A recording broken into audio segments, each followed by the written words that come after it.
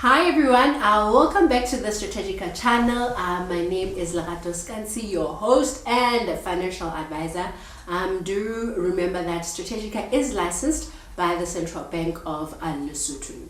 So before we jump right into it, do remember to hit that subscribe button, that notification bell, and give this video a thumbs up. We're going to be talking about a video that I find very interesting. So my sister-in-law actually sent a comment in one of the videos that we did that we should be talking about black tax. So do stick around as I'll be answering a few questions and sharing my own views and opinions on black tax. So I'm going to be shaking things around a bit in order to go through this documentary type of video that we are posting today. So you are going to be hearing the voice that's going to be talking to me, and we will be discussing with the voice as we go through the different questions that the voice will be asking. And I think the voice will also be sharing her own views on this. And like I have said, we're a women empowerment firm and we believe in women, so yes, it will be a female voice and not a male voice. So we can get started. Voice, question number one. Okay, question number one. Melerato, can you tell us what black tax means to you? So for me, I'm not even sure if I want to call it black tax, because I've been trying to find the origins of where this actually comes from, because the word black simply gives you an idea that it's only black people. Yeah. And I think through the research that I've actually conducted, even other cultures still have family responsibility, and I won't even say it's black tax. So for me, I feel like black tax is a giving. Tax is something that always, you have to think about it and you dread doing it. So for me, black tax is you giving to your family members or whoever it might be that you are related to, and it doesn't sit well with you. I think it's something that doesn't sit well with you. So I wouldn't term it family responsibility in a way, but I feel like in some other cultures it's helping out. It's helping out and not necessarily black tax. But it would have the tax element where you are not doing it willingly. So black tax is something where you're giving out to family members not willingly, but where you're doing it willingly, or you see that there's a need for you to chip in here and there, then I would call it family responsibility or assistance or whatever we can term it. I think you raise a very important issue when you say that in your research you didn't find the reasons as to why it was termed black tax. Mm-hmm. As you were saying that, I thought to myself, why is it not white tax? Why not white? Because we believe the whites have trust funds. So because they have the trust funds, then they actually don't have this family responsibility. So as I'm saying, voice, I think we should term it, family responsibility per se, because now we're saying you're being responsible or you're giving back, and you are trying to pay back here and there for certain things, not even pay back, because paying back would mean that you loan something and now you it's a must for you to do it. Yeah. If you can't, then you can't. If you can, then it's something that you would want to do willingly. But why not white tax? I don't know. Why not brown tax? I don't know. Whoever done it was just against us, I tell you. Maybe we should brand it anew here. It's white tax. It's white tax. Okay, moving on to the second question. Why do you think black tax exists?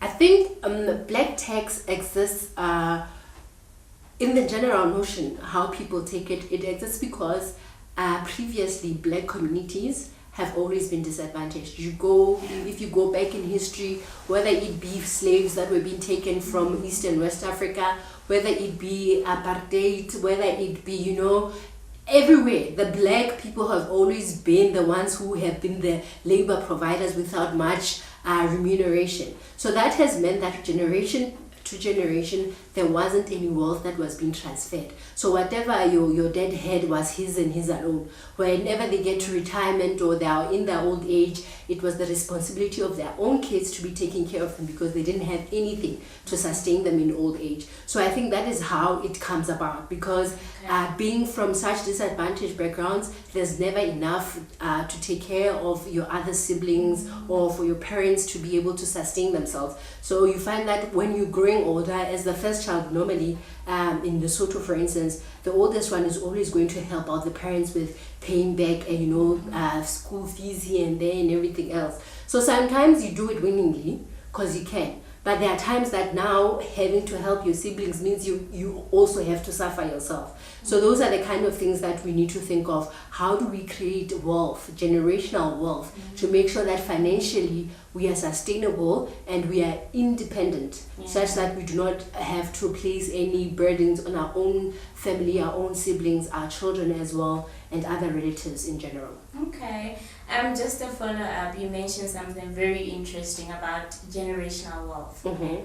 So do you think we have inherited black tax as black people? Because ideally we've already established that there is no white tax, brown tax, or Chinese tax. So essentially, do you think we as black people have inherited black tax?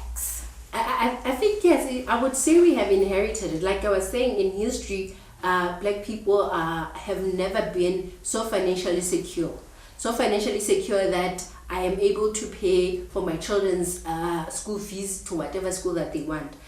Take for instance in Lesotho's case, for most people or children or whoever that gets to high school and they finish their high school, they are reliant on sponsorships and in order to take them through varsity. So it means our mothers or our fathers or our guardians in general, wherever they are, they never have enough put away to make sure that you go to varsity. So it means when you get to that age and I'm supposed to go to a tertiary institution, it's either I get a sponsorship if my parents can't provide, or the sponsorship fails, my parents can't afford, and that is where I end and I now have to enter the job market. And that is the status quo with so many people around here, because they got to that point where now, okay, fine, I'm in tertiary now, but now the grades didn't allow the sponsorship to take over. The parents didn't have enough put away to make sure that they could pay for me and pursue my other studies. Because even when it comes to sponsorship, it's not every single, course that is sponsored. So what if I want to be a musician or I want to become a ballet dancer, but there's nothing, fancy, but there's nothing to make sure that I go to that dance school or to go to that music school and to continue like that. So I feel like, yes, we do inherit it somehow, because the fact that I didn't pursue what I wanted and I couldn't probably take a career that was going to be more lucrative than the one that I have, then obviously it's already putting, internally me in the direction where you might find that I might be not able to build wealth to transfer to the next generation. Okay, question number 3. Okay. This one is interesting. So we want you to share your personal experience with black tax. Okay. So for me, luckily, maybe because I'm the youngest, I haven't had to support my own siblings per se. But in terms of giving back home, whether it's supporting my mother, that is something that I have done. I have done it when I am able to do so. But does it put stress on me sometimes to think, oh my God, maybe I'm probably spending so much on certain things that I should actually be putting money away for my mother or for my other nephews and stuff like that? Yes, it does put pressure on me sometimes, because now you need to start weighing, get that chocolate or put that away and get, something else that is more beneficial to them, because sometimes it feels like the things that you want are a luxury when you compare them with what may be the needs of your extended family or your direct family members. So sometimes, yes, that's the decision that you have to make. But yes, I would say I have experienced it in a way. But like I'm saying, I would say it's family responsibility, because I feel like sometimes the need is there. And sometimes I'm probably the only person who is in a position to help. So then if I feel like I'm in a position to help and I can do it, then I'll do it. But I'm saying sometimes it means doing it or helping out means also putting maybe certain adjustments or making certain adjustments to my own spending or budget to make sure that I can accommodate them as well. Okay. We move on to the second last question.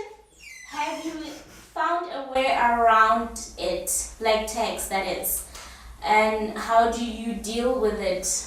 I think for me, like the third question somehow answers that. It means saying that I do not overextend myself. If I feel like I can help, then I can help out. If I can't, I'm not so judgmental upon myself to say, oh, I can't do this, so now I need to probably go take on a loan because now I need to cater for 1, 2, 3. If it's not within my means, then I'm very aware of the fact that I can't do it. And if the opportunity presents itself again in the future and I need to help, then that's something that I'll do. But I do not overextend myself to the point that I know it's also detrimental to my own health and finances. Okay. And now this brings us to the end of our session, or the last question. Do you think black tax is a bad thing?